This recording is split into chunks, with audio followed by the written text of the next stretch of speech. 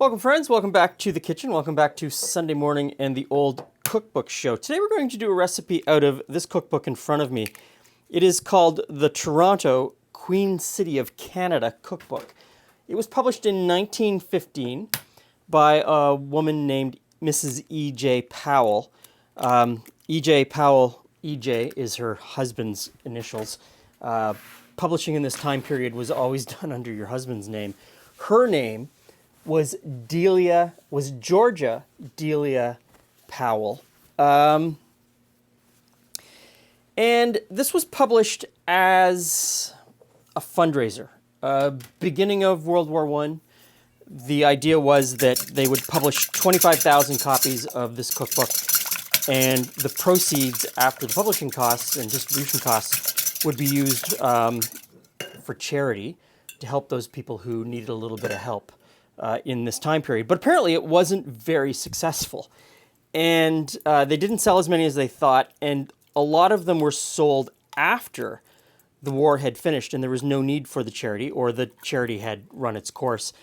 And so this book in particular is one that I know was sold after the war had ended, because there's a section that is pages 2, 3, and 4 that is removed from the front of this book, which I find very interesting, that it just didn't make it as a charity item. And I don't know if that was because no one was interested in the cookbook, or maybe $1 was too much in 1915 for a cookbook. Maybe Mrs. Powell overreached. I mean, this is a fairly thick cookbook to be sold in this time period. And I'm looking out there at the cousins, who I know some of my cousins watch this show. Are we related? I can't find any connection to Mrs. E.J. Powell, but you know, a Powell in Toronto in this time period could be related. So we're going to make something called squash muffins. Now, Mrs. Powell was the compiler. This is, at its core, a church-based community cookbook. So she went out to her community, her church-based community, and found recipes and put them in this book.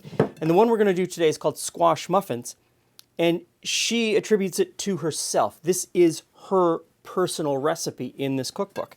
So that's one of the reasons I wanted to do it. One of the other reasons I wanted to do it is that muffins in this time period... Oh, do I have enough milk? Not enough milk. So muffins in this time period aren't sweet, and this recipe really holds true to that concept. There's no sugar component at all. The only sweetness that I can think of that comes in this recipe is from the squash itself. And that squash could be any kind of squash. It could be pumpkin, it could be butternut, it could be acorn, it could be whatever squash you have available to you from your garden. This, in a lot of ways, seems like a recipe to me that is kind of like zucchini bread, you know? You've got a lot of squash and you need to use it up. So you're putting it in everything. And also the squash will bring a little bit of an earthy flavor to the whole recipe. I think it will also bring some moistness to the whole recipe. Definitely add some moisture. Now, because it's not sweet, it's not even probably even savory, but because it's not sweet, there's no spicing either. Now, the first mention of, so what have I got in there? I've got eggs, squash, which today I'm using butternut, and milk. This is flour, and it doesn't specifically say this, it just says dump everything in, but I'm going to add the salt and baking powder to the flour and just kind of give that a little bit of a stir first. Pumpkin pie spice. Pumpkin pie spice, not called pumpkin pie spice in the time, but it starts to appear in pumpkin pies, or that combination that we think of as pumpkin pie spice, starts to appear in the 1790s. And the first commercially available go to the grocery store and buy a jar of pumpkin pie spice doesn't happen until the 1930s. So a good 15 to 20 years after this recipe is printed. But the reality is, by this point in 1915, the spices that we think of as pumpkin pie spice were already embedded in a lot of recipes. And elsewhere in this book, there are pumpkin recipes that use that spicing combination. But squash or pumpkin didn't automatically mean that you were going to add those spices. So I'm just going to mix the flour in here.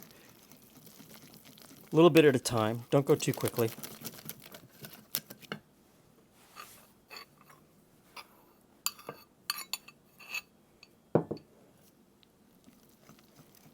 So I guess where I'm going with all of that is, this is a recipe that if you happen to have a cup of sugar and an open bottle of pumpkin pie spice on your countertop, and say 2 teaspoons of pumpkin pie spice accidentally fell in along with that cup of sugar, you would probably have a pumpkin pie spice muffin that would be really tasty by today's standards.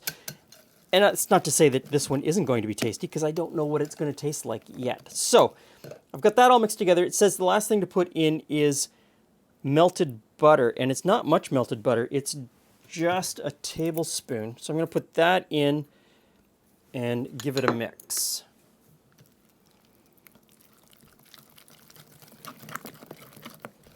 Now, it doesn't say how many muffin tins this will fill, so I'm going to start out with this many and see what happens. It tells me to bake this, to put it into a hot oven. So I've preheated the oven to 425, and then it says to turn it down to, is it moderate? And then cook it for a half an hour. So I'm going to fill these up, get it in the oven, and see what happens.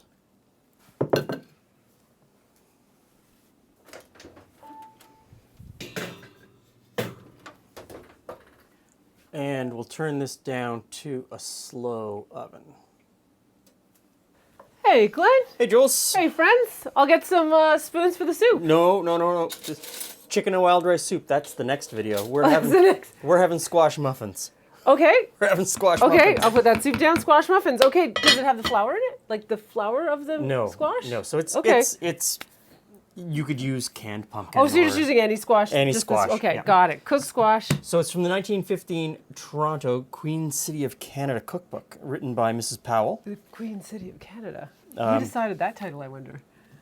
Yeah, that's I don't often hear of Toronto called the Queen City anymore. No. No, Hogtown more often than not. But so written in 1915 by Mrs. Powell. Oh, by Mrs. Powell. Yes, I'm hoping one of the cousins lets me know. Are we related? I can't. Which Mrs. Powell could it possibly be? Which Mrs. Powell is it?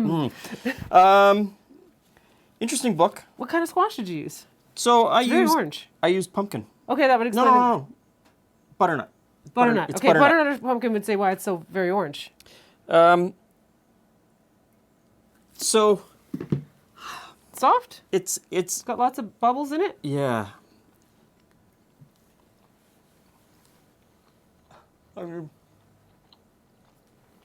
It's not super sweet. I put it up there with a somewhere I would have a cornbread. Yes. I might have this. It needs a little butter on it the way cornbread often does, if it's not the super sugary kind. Okay, so there's absolutely no sugar in this.